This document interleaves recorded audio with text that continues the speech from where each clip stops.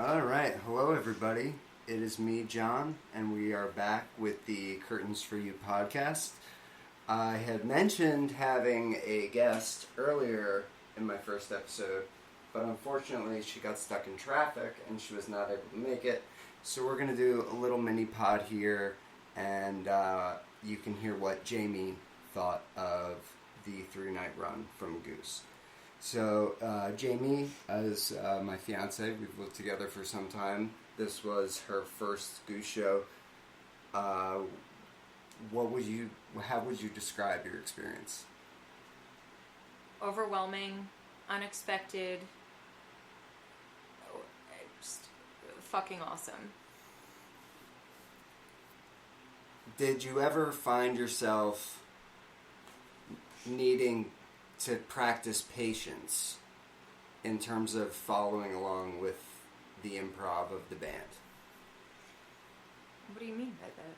Well, so for me, like, learning to love jam music has required me to have a lot of patience. Like, for example, Grateful Dead's Dark Star is usually a 20 to 30 minute song. And a lot of them are not very good, but some of them are incredible. And you need the patience to listen to get to those good parts. And so I just wanted to see if you felt like you were patient, or if listening came easy to you. I mean, surprisingly, it was easy. It kind of like wraps you up and takes you along. And I never felt like I was waiting, or it was just... There was anticipation, but it was just exciting. It was an exciting ride. It was fantastic. Yeah. So I had mentioned in the first episode that I was so happy that Jaime got to meet a lot of my friends, because a lot of my friends are Goose, or are involved one way or another. So it was a very special thing for me to bring Jaime to these 3 nights, especially. Sorry to embarrass you, but she danced for 3 nights and did not stop, and I really have never seen her dance very much before, ever. So props to the Goose for letting loose. If you do end up listening to this, you got my fiance dancing. That is good. It's been a while. So, the other thing I wanted to kind of touch on, I'm going to be having my good friend Glenn on tomorrow, who is a big fish fan. We're going to talk a little bit about fish. We're going to talk a little bit more about Goose and some of the highlights from New Hampshire and from New Haven. But I just wanted to get Jaime on here. I wanted you guys to hear her voice. Say hi. Hey, I'm Jaime. So that's Jaime. Nice to be on. So I just wanted to bring her on and kind of see what she has to say when I ask questions about live music and Goose. We'll go from there. We should have gone over this earlier. No, we don't need to go over anything. Candid. What was your when did you know you were at something important or at something special? Was there a moment where you noticed that?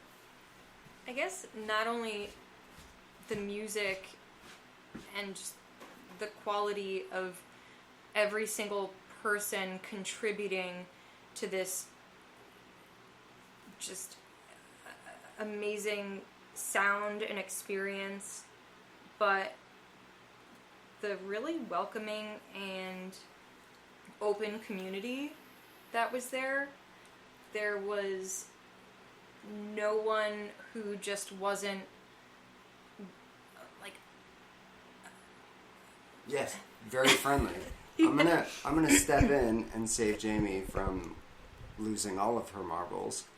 Public speaking isn't my strong suit, but so first night we were up front in a non-pod and got booted out, and the people right behind us totally welcomed us in, and we spent a good part of the first set just hanging out and dancing around with them, and it felt good. I'm not used to that stuff. by any means. Yeah, kind of what I was going to take away from what you were saying, and I think anyone who knows Goose's music, who knows the fans that follow them, we're a bunch of really nice people, compared to some other fan bases out there. And, that includes, like, me being a member of fan bases that I know they're certainly a little nastier. But, that's one of the things that I think makes Goose so special, is the community. And actually, give me one moment. I just want to grab something that I think is very important. I don't know what he's doing. Tell them I'm grabbing something very important. He's grabbing something very important. Not sure. Alright, so I grabbed something very important that I just wanted to discuss on this podcast before I forgot about it. The fact that the band is making a Times Tour Edition, basically a magazine or a leaflet for what the band's up to, funny jokes, all that kind of shit. I mean, so this reminds me literally straight up of the old days of the Grateful Dead, when you would sign up to be on their mailing list and you would get mailed something probably less funny and just more tickets and pricing than what's in the Goose thing. But, it's like they took a really good idea and they made it better, which is something that they do all the time. It's very evident in all of their covers. But, taking a mailer and instead of just letting people know your tour dates and the prices for tickets, taking a letter and actually putting in some time, putting in an interview, putting in a review on the first leg of the tour, having a Doughy Joey dollar slice coupon for nothing. I mean, these are the things that I need in my life. And so as I scrolled through this leaflet, this little tour edition thing, I don't know how many of you picked up one of these, but there's a comic strip. It's called Ted on Tour, and it starts with a goose with a mustache rolling up in a convertible saying, "What's going on, Yeti Freddy?" And I guess Yeti Freddy is this older gentleman who responds, "Get your rain gear here just for $19.95. You can have all of this." And it's a poncho and an umbrella. And the goose says, "Why would a goose be afraid of a little rain, honk, honk, honk?" And Yeti Freddy goes, "A little rain." A few hours later, you see this goose guy with a mustache covered in rain, covered in rain. And then the final strip of the comic is, maybe Trevor will finally take his shirt off, which, by the way, is a stupid joke. I don't know when that started, but I don't know.